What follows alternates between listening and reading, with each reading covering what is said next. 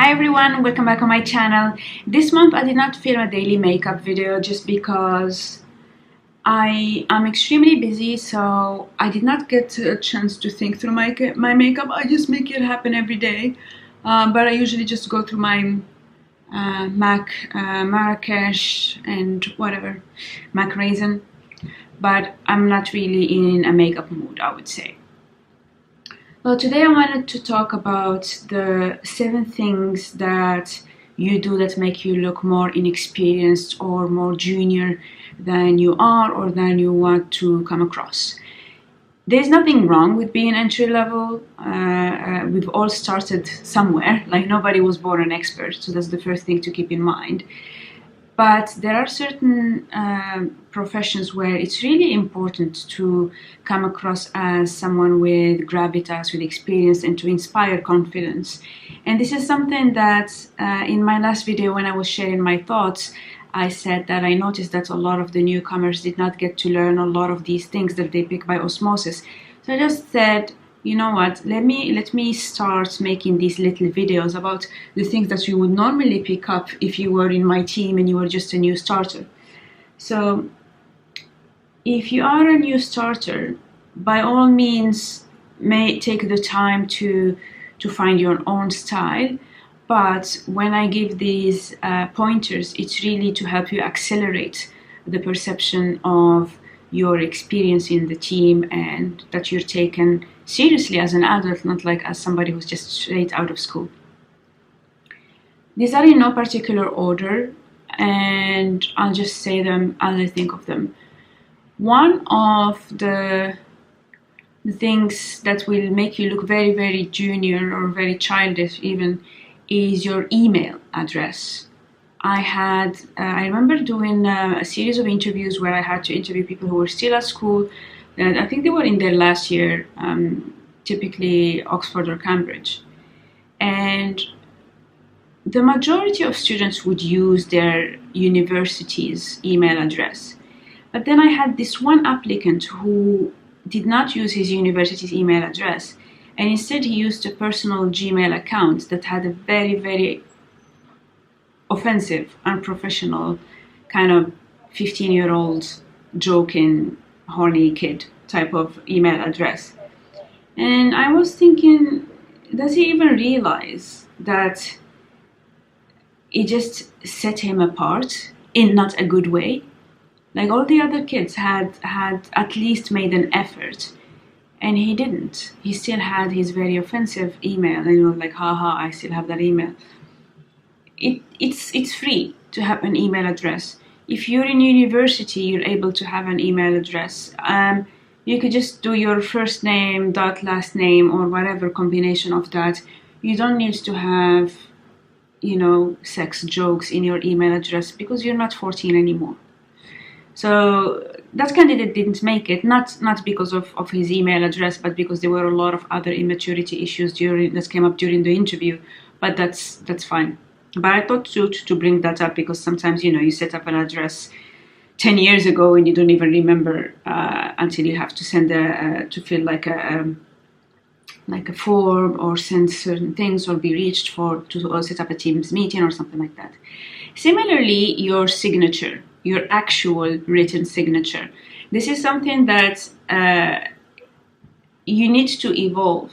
My signature when I was in elementary school is nothing like the one that I have now, and even the one that I have now is about to change because I'm becoming senior, and I find myself increasingly having to sign contracts and proposals and things like that. And while it might sound vain, I just decided that I wanted to rebrand, and it's not as complicated as one would think. You just need to practice having a nice signature a few times, and then you just start using it everywhere. Obviously, when you have something like a bank account, or if you are in one of those, like I know in the US they make them sign on the back of their card, for example, you might want to notify your bank and get your new signature checked and all that. But my signature has been evolving over the years, and when I was in Morocco, I did have to go to the bank a couple of times to let them know that my signature has changed, and it will change again this year. Like, this is something I want to do for myself. For my birthday, I want to have a professional signature. But just think about how it comes across. You know, you have sometimes people who have a funny shape in their signatures, people who have a little heart and things like that. Again, some of these examples might seem shocking to you, but there is never an example that I give that I unfortunately did not live, which is, it goes to say, right? So if you have a little heart in your signature, if it actually is shaped to make a funny body organ or something like that, or if just is just not very legible, remember that as you become more and more senior, you will start writing documents, you will sometimes sign pledges, hopefully you will become somebody who people want to have your autograph. Who knows if that's your thing. Make sure that your signature matures with you. This next item is something that I am guilty of, and that is effectively, what do you use to carry your laptop? And it's always fraught with a lot of, it's very risky to make such statements, because people will tell you, why do you care what I wear, and I should be able to do blah blah blah, and you should be judgment free, etc., etc. Again, I'm talking about my type of industry, professional services, right? Where people pay to the nose for your daily rate. We're talking thousands a day. So if somebody's paying 150,000 a week to have a consulting team come and do the work for them and basically fix their organization or whatnot, they need that assurance, and sometimes it's the little things. And so for years, just out of convenience, I was that person with the backpack. I went through a period when I was when I worked in Belgium, when I actually had a proper briefcase. Then after I had all of my body issues, I started carrying a backpack again, and now I'm really streamlining what I'm taking whenever I go places. But a backpack is no longer going to be one of them. It helps that when I started working 13 years ago, I had to carry a pointer, a massive laptop that was this thick, a BlackBerry, all the chargers, everything you could imagine, and everything was big. Right now my computer is very light. Sometimes I have a doubt whether I actually took my computer or not, because it's so light I can't feel it. So I have reached a point where I can no longer use the medical excuse as a way to do the backpack. Now let's bring it back to the junior thing. This video is meant to be very, very straightforward. So some of the things that I say might hurt, but I'm just telling you things that people will probably want to be too politically correct to not tell you, and then you'll never know why you were hurt. But if you're an older white man and you wear a backpack, people won't blink. Like, I see it all the time. Busy, he's doing that, blah, blah, blah, blah, blah. If you are in this part where I am, like in the UK, if you are brown, so not black, brown, so Indian, Bengali, Pakistani, etc., and you wear that backpack, people will assume that you're here to fix the projector, not that you're here to actually deliver the workshop. If you're young or look young, people think you still did not wean yourself from school, especially if your backpack is the one from school, which is something that I have seen. The worst thing you can do is have your backpack from school that still has the little pins in it, has somebody's drawing, has a few tears, etc.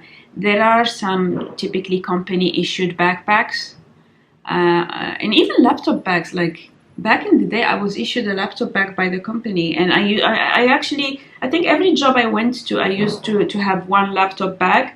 This one gave me a backpack that was actually like ergonomic and had padding, etc.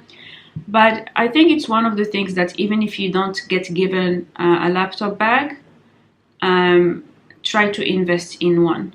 It doesn't have to be a laptop bag. It can even be a normal, simple tote, but these days, computers are so light that unless you do something very, very technical, you shouldn't need to carry so much stuff and feel like you are out of balance. There are even some people who actually don't need to take their laptops home. They actually work a proper 9 to 7 or 9 to 8. And so I see that a lot actually in the financial industry. When you become a bit more senior, and even some people who are not that senior, they just work everything in the office, then they have their phone for later, right? And you see them walking in the streets, and they look nice in their suits because they don't have a backpack. And again, like I said, this is not the most lovey-dovey kind of video. It's like the other one that I did. It's meant to be harsh, but I have noticed people look at me differently and treat me differently when I show up in a backpack versus when I show up in a bag. Is it right? No. Is it fair? No. Should it change? Absolutely. This is the reality of the workplace. If you want to change it, go for it. If you want to change the entire corporate culture. If you want to maybe change it, but also make sure that you succeed, at least work on that, conform. Maybe when you become more senior, you can encourage that. But for now, people who are paying a ton of money for your expertise don't want a kid showing up to their workshop, period. Next one is your pen and stationery in general.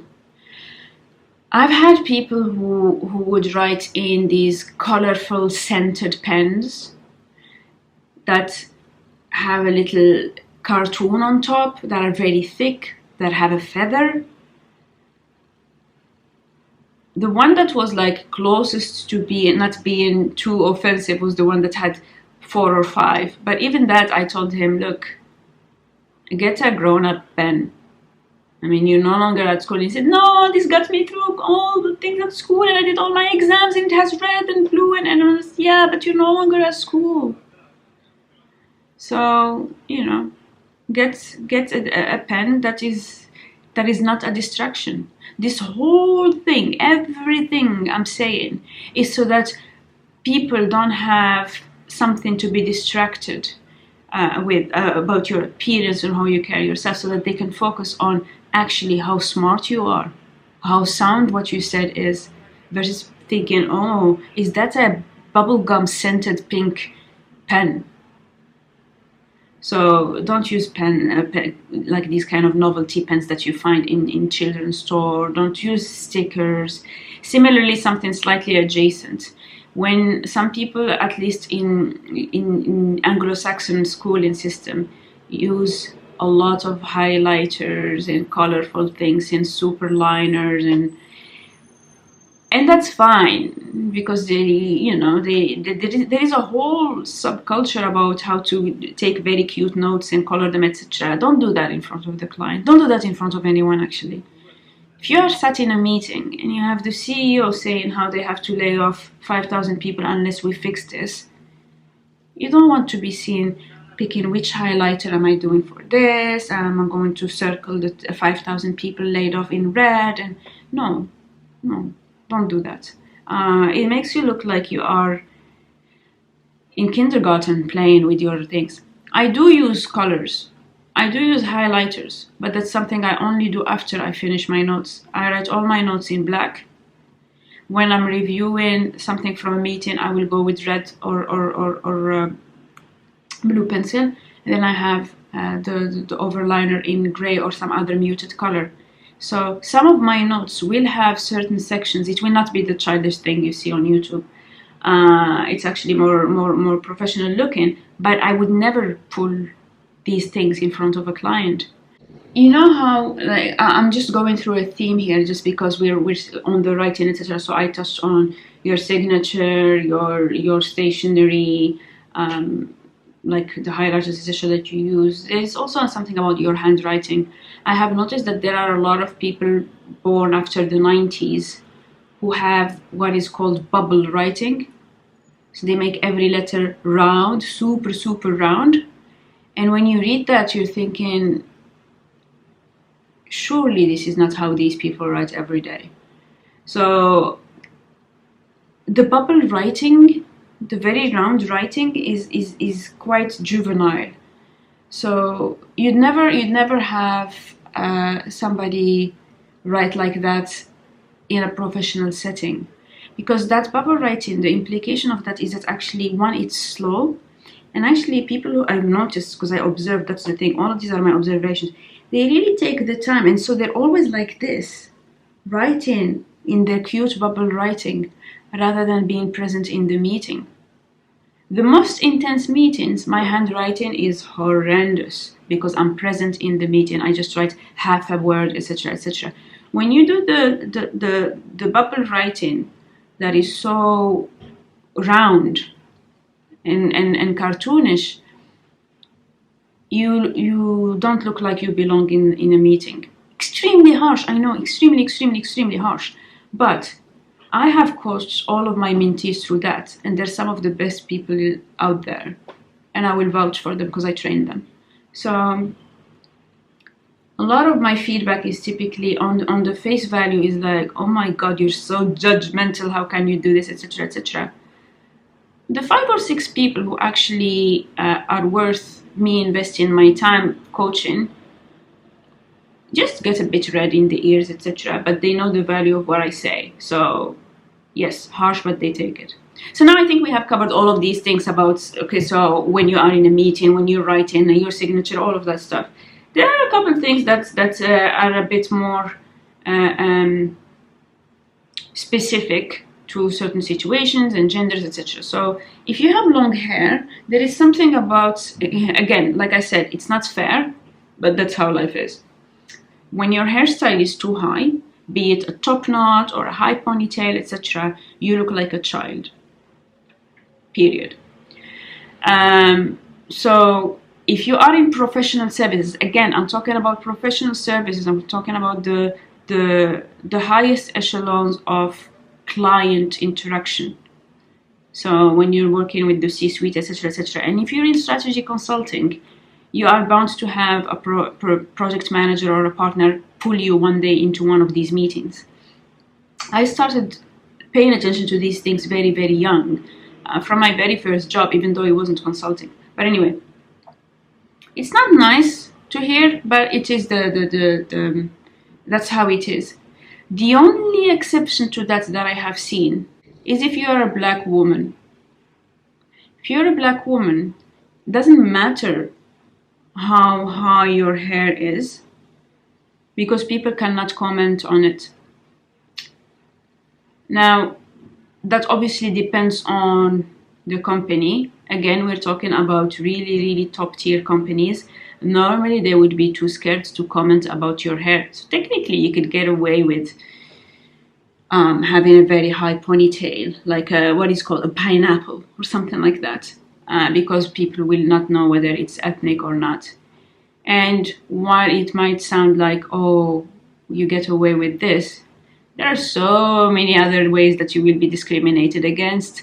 Let's leave the whole high hair exception aside, because it will only be in very, very decent companies where they're very, very careful about discrimination and all that stuff. They won't touch your hair, but there are so many other things to fix. So give that to the black women. It's not right. It's not the same for black men. So just saying. What else? I have to go. What else would I have? Presentation wise, nail polish. When you have very glittery nails and like cutesy nail art, I've had people do that. It doesn't fly. I have occasionally seen very, very, very, very senior women have their nail in a color and then have an accent nail, but that's because they're so senior and nobody cares, right? When you're very young and you're doing this, people actually picture you. It's kind of the same thing with highlighter. It's more about that very unfair, very, very unfair image in people's head that you actually sat there, very cute, doing your nail. And it's none of their business what you do in your free time. But that's where it is. 3 more things before I go. One is actually what you order, what you eat. Again, I'm not going to cover all the exceptions of when you have food allergies, intolerance, blah, blah, blah, blah, blah. But people in their head equate fussy eaters with children. So even if you are a fussy eater, whether it's because you don't like stuff or because you have another reason, learn how to not make a scene out of it. I have seen people like scrunch up their noses, going, oh, I don't like this, it's green. I've had a guy who only ate pizza and pasta as long as it didn't have any veggie on it.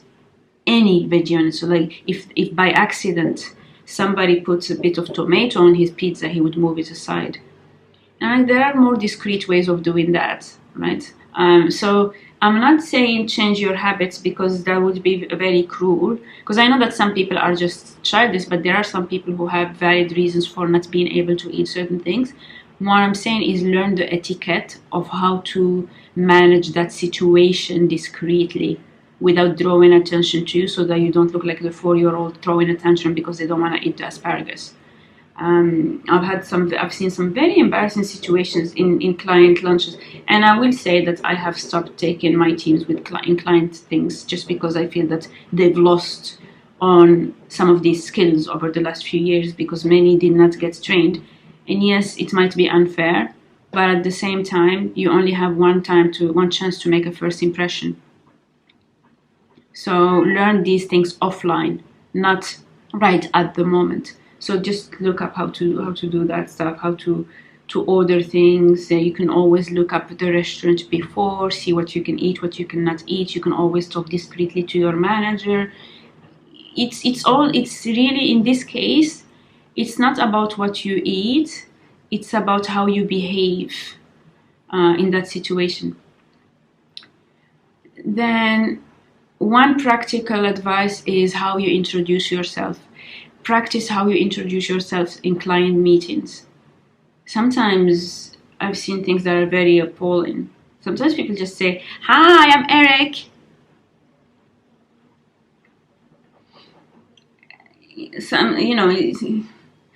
Sometimes people say, I'm X and I'm the junior brand manager, or I'm the intern, or whatever. There are certain ways to present yourself without making people treat you like dirt. You don't have to say that you're the junior intern brand manager. What you can say is that, "Hi, I'm Sophie. I work in marketing with X, and she asked me to request these files from you." You didn't lie, but then, not everybody is very caring. My kind of caring is a bit like, I care a lot. When people are new, I really coach them a lot, which can be exhausting. I will need to cut back on that. But I give advice, I correct things, I check on them, etc., etc. Some people, just by virtue of knowing that you're the junior person, will treat you like dirt because they have insecurities. And it's the reality of things, right? Then the very last thing, because my video is beeping, the very last thing when you're speaking is pay attention to your vocabulary. I've had people say so many times when talking about something basic. I've had people use filler words, filler sentences. People, when they present, they say, "As you can see, blah, blah, as you can see, blah, blah, as you can see, I can't see." Just explain the thing without using filler words. Most of you are smart enough and have been to good enough programs to be able to articulate yourself. It's just that when you are in a position of stress, sometimes you go back to using filler words. I'd rather you speak less, you pause more, and don't use like I hate the vocal fry after the is one of my biggest pet peeves. Silence is fine. See, nobody died. So just keep the silence rather than use these filler words, because it can be aggravating. The reason why I say it aggravates me is because again, this is my problem, not yours. But that's how it is. I have like a, I'm not sure if there is a word for it, but I have something about repetitive sounds. When something gets repeated more than 3 times, it's as if you set my body on fire. If it's a dripping faucet. If somebody says 7 times within a minute, I have a physical reaction to that. As much as I want to follow what you're saying, I just can't. I can't fix it. Some people will be just merely annoyed, but overall, people will just think of you as unprepared, hesitant, not confident, maybe incompetent. So don't do that. Just use your vocabulary and use silence. I think silence is amazing. So these were the few tips that I could think about.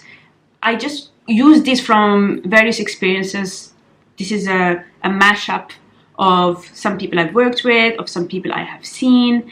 And I just think that everybody who received this kind of feedback while they thought it was harsh at first, eventually came back and wanted more. So I'm giving it to you. I might get some hate from people who are not ready to receive that, but you can only receive as much as your vessel is able to take. If you're not ready yet for that, it might be worth revisiting in a few years. But for those of you who want to take that in, I really encourage you to have a critical look at what you're doing. Don't beat yourself over it, because it takes a long time to change these habits, but start working on that. I wish somebody would have told me this a long time ago. I would have made so much progress. But at the same time, I don't regret making my own mistakes, because the lessons get anchored so much better. Alright, that's all for today. See you soon on my channel.